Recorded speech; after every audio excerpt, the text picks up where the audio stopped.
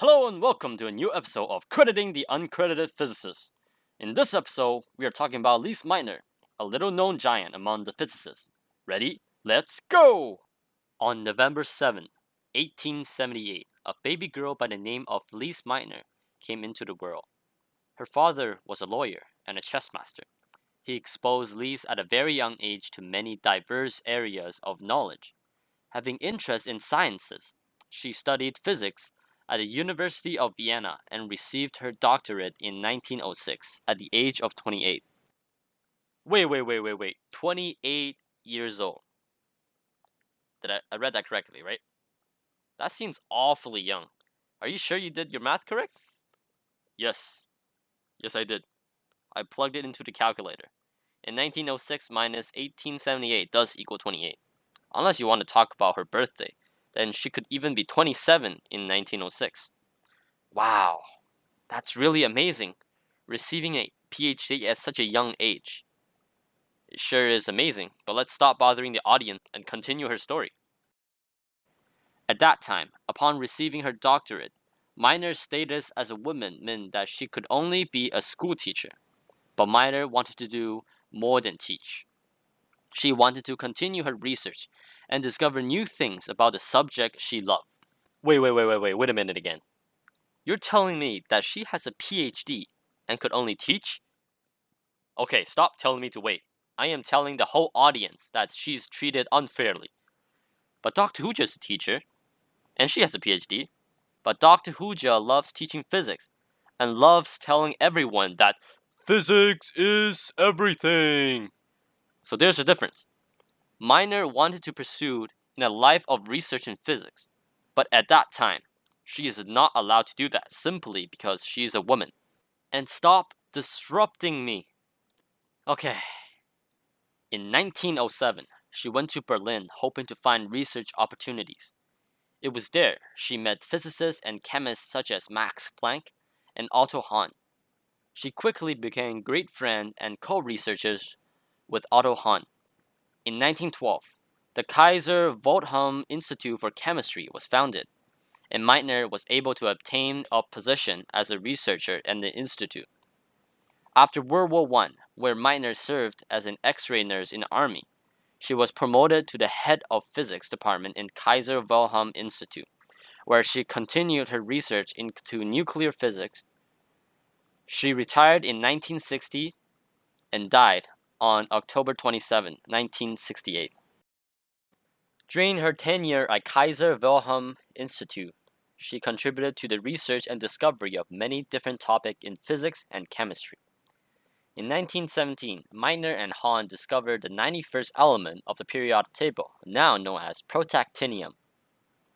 As Meitner continued her work in 1922, she discovered the Agar effect while researching nuclear physics. Ironically, this effect will be named after a French physicist, Pierre Victor Agar, who discovered the effect independently in 1925. Her most famous discovery, which proved to be extremely influential, was the process of nuclear fission. This very important process is still used in all nuclear power plants and in nuclear weapons, even though Meitner said, "I will have nothing to do with the bomb," when asked to join the Manhattan Project. Meitner and Hahn's discovery of nuclear fission was used in the war to create devastating weapons, like the atomic bombs. In 1939, President Franklin Roosevelt created the Manhattan Project in response to the fear of Nazi Germany researching nuclear weapons. Many famous scientists like Enrico Fermi, Leo Szilard, and Glenn Seaborg were researching about this topic. In 1942, President Roosevelt combined their research with the goal of creating nuclear weapons. The atomic bomb Fat Man and Little Boy were dropped on Nagasaki and Hiroshima, ending the lives of hundreds of thousands of people. Even though the bombs ended the war, the process of nuclear fission should not be used to create weapons of mass destruction. On the other hand, nuclear fission is responsible for a large portion of electricity generated in many countries. Nuclear power plant uses the process of nuclear fission to generate electricity. The power plant many use isotopes of uranium, like uranium-235 and uranium-238, to perform nuclear fission and generate electricity. Around 20% of United States electricity is generated by nuclear fission, and around 78% of France's electricity is also generated by the same process. The process of nuclear fission has a huge impact to our daily lives by providing a large amount of electricity, but at the same time, it can be used to create devastating destructions and killing many innocent people. Nuclear fission is a double-edged sword that Meitner and Hahn gave to humanity after their hard work in their research. All of Meitner's research and discoveries could never have happened if she did not go out and search for a place to unleash her full intellectual potential. During Meitner's lifetime, as a woman, it was very, very hard to become a research physicist or chemist. As I said before, the only job that Meitner could find to use her knowledge of physics was a school teacher. But Meitner wanted more, so she moved to Berlin, where a lot of famous physicists and chemists gathered.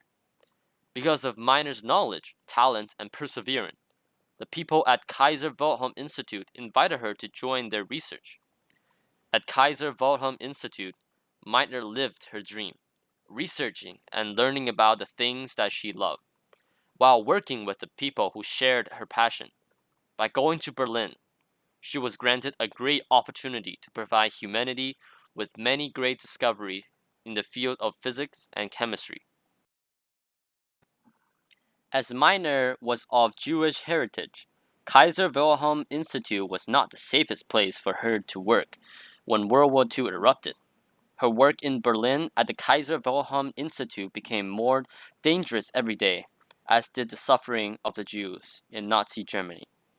She stayed at Kaiser Wilhelm Institute for as long as she could, finally finding it too dangerous to continue her research. She fled to neutral Stockholm, Sweden, halfway into her research in nuclear fission. During World War II, Otto Hahn and a chemist named Fritz Strassmann continued on the research into nuclear fission, but were stuck on how a tiny neutron could split a huge uranium atom.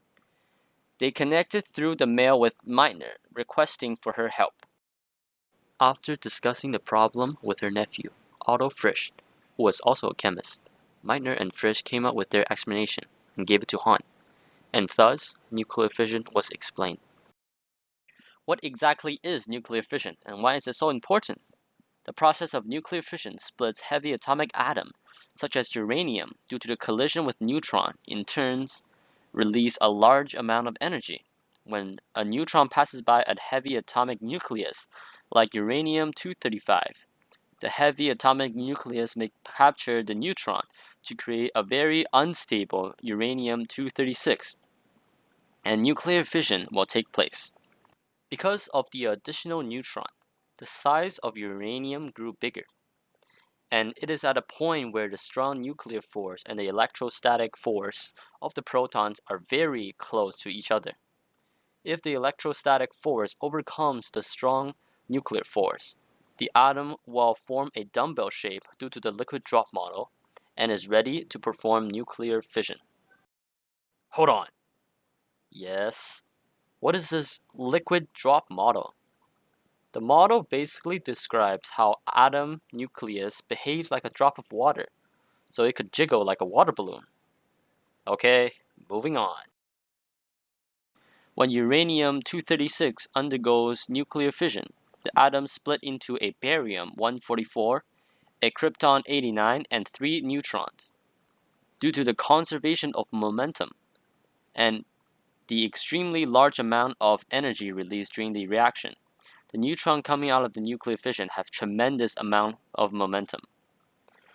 These neutrons will quickly pass by or collide with other heavy atomic atoms, starting a rapid chain reaction, and which release an immense amount of energy in a fraction of a second. The discovery of nuclear fission was very important, and it won the Nobel Prize for Chemistry in 1944. However, Otto Hahn would claim that award alone for his discovery of the fission of heavy nuclei. After Meitner explained the process, Hahn published their finding and research but he did not include Meitner's name on the paper. This is kind of understandable considering Meitner's situation with Nazi Germany, which could be very dangerous for her if her name is published during World War II in Germany. Another factor that caused people to overlook her work is her gender. During Meitner's time in Sweden, she once wrote a letter to a friend commenting on how it is almost like a crime for being a female. Many people ignore her contribution because of her gender. She contributed so much of her time and ability to work on something that she loved and received very little credit from the public. Without Lise Meitner, nuclear fission might never be explained, and a lot of world's power supply would never exist. Lise Meitner is truly a tremendous physicist who received very little credit. Physics. Physics. Physics.